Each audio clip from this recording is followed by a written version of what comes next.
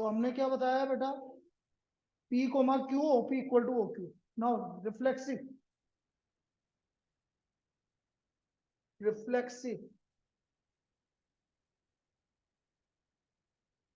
एक ही पॉइंट ले लेते हैं। लेट P किसको बिलोंग कर रहा था, P सेट A को। क्वेश्चन में पढ़ना, P किसको बिलोंग कर रहा था, PQ। अरे ये किस में था,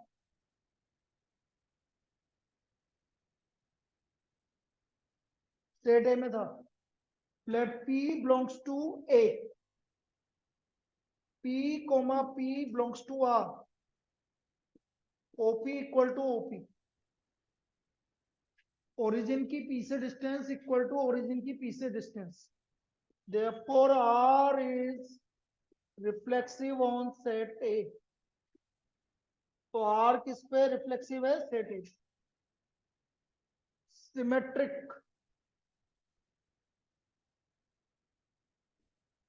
let P comma Q belongs to set A, P comma Q belongs to R। तो ये आ गया OP इक्वल टू OQ। इसको मैं OQ इक्वल टू OP भी लिख सकता हूं। ये आ गया Q comma P belongs to R। So therefore R is symmetric on set A. Symmetric on set A.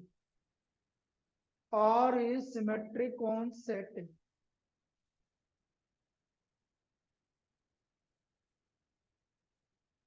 Transitive 3 element लेंगे। Let P Q R belongs to set A, P comma Q belongs to R, Q comma R belongs to R। तो यहां से आ गया OP equal to OQ और OQ equal to OR। तो यहां से हमारा इक्वल आ गया OP इक्वल टू OR। इसका मतलब P comma R belongs to R। So therefore R is transitive on set A. R is transitive on set A.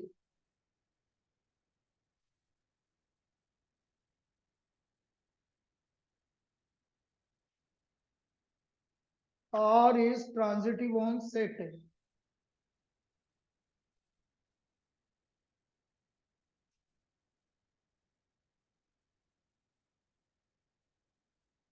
R is transitive on set A.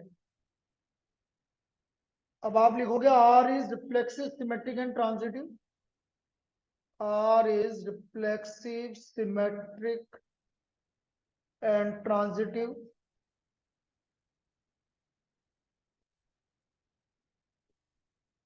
Therefore R is an equivalence relation.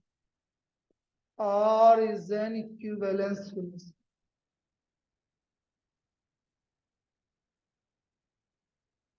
ये तो पहला काम हो गया, R equivalence relation prove हो गया। अब दूसरा वाला क्या लिखना है, वो पूरा थ्योरेटिकल लिखना पड़ेगा हमें। पहले इसको लिख लो।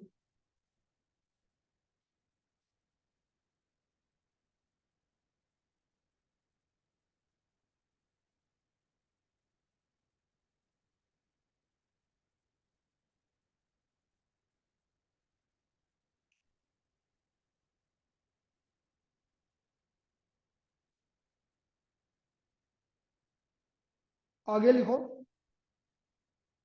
अब जो सेकंड पार्ट आपसे प्रूव करने के लिए बोल रहा है, उसको कुछ इस तरह से प्रूव करेंगे। Let P be a fix point, late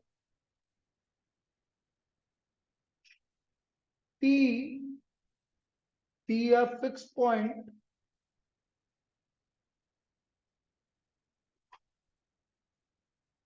and Q is any point.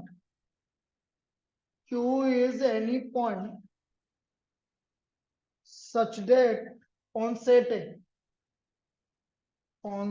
A, such that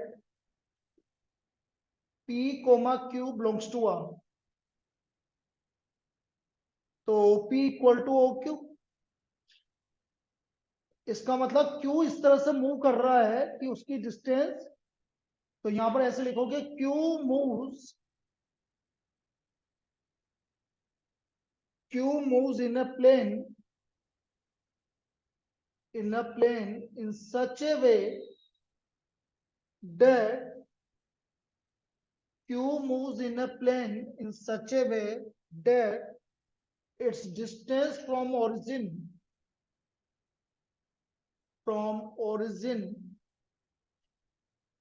is always same and is equal to OP and is equal to OP. So locus of point Q is a circle. अभी दोबारा समझा देंगे, पहले लिख लो, is a circle with center at the origin and radius OP.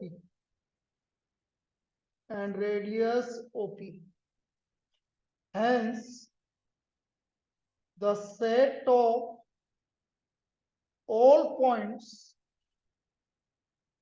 related to P is a circle passing through P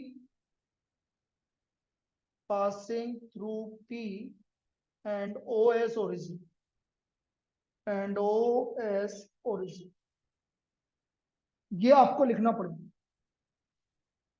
with center at O and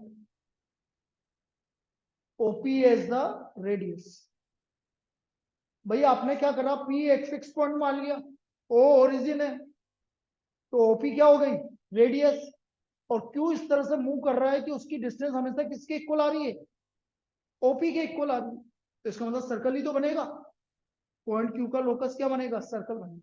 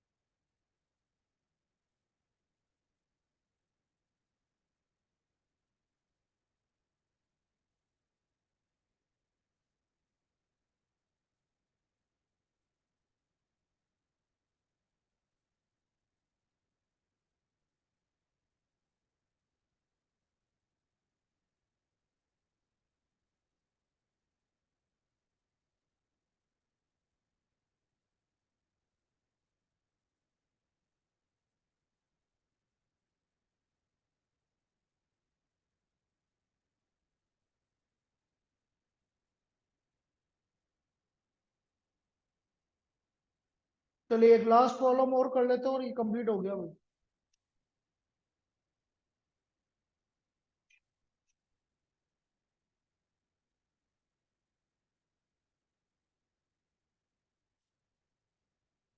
लिखो next problem, prove that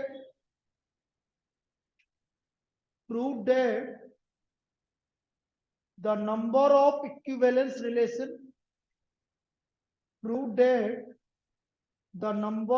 equivalence relation on the set 1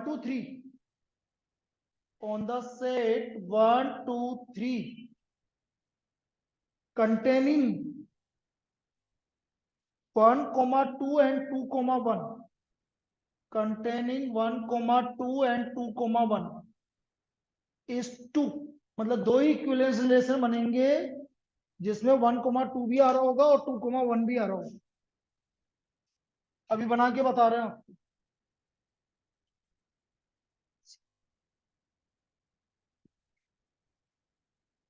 कैसे बनेंगे, देखो देखो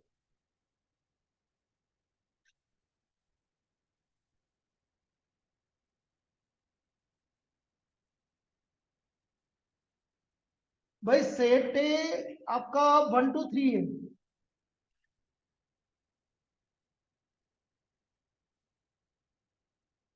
अब यदि equivalence relation है तो वो आपका रिफ्लेक्सिव भी होगा, तो रिफ्लेक्सिव होगा तो 1 1 भी आना चाहिए, 2 2 भी आना चाहिए, 3 3 भी आना चाहिए, और उसने बोला 1 2 भी आना चाहिए और 2 1 भी आना चाहिए। तो बेटा ये एक इक्विवेलेंस रिलेशन है आपका, ये आपका इक्विवेलेंस रिलेशन है, कोई दिक्कत नहीं। 1 2 आ रहा है, 2 1 आ रहा है तो 1 1 भी आ रहा है, 2 1 आ रहा है, 1 2 आ रहा है तो 2 2 भी आ रहा है।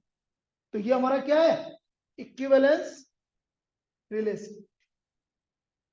अब मैं थोड़ा सा एक और एलिमेंट ऐड करके देखता हूं, ये तो आएगा ही सही, ये तो फिक्स है, ये तो आएंगे ही सही आपके पास।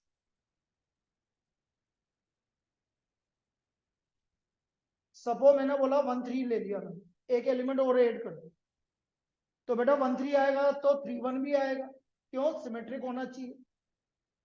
अच्छा 1 3 आ रहा, अब देखना ध्यान से, 2 1 आ रहा, 1 3 आ रहा, तो ट्रांजिटिव के लिए क्या आना चाहिए, 2 3 आना चाहिए, और 2 3 आ गया तो क्या आना चाहिए, 3 2 भी आना चाहिए।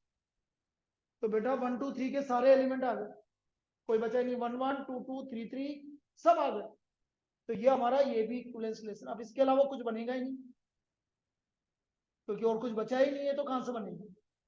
तो ये दो इक्विवेलेंस रिलेशन बनेंगे बस। आप यदि आपका 1 2 आ रहा है, 2 1 आ रहा है, तो एक ये बनेगा और एक दूसरा वाला बनेगा।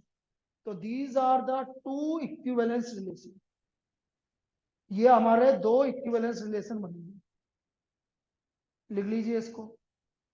अब कल से हम फंक्शन स्टार्ट करेंगे बेटा से।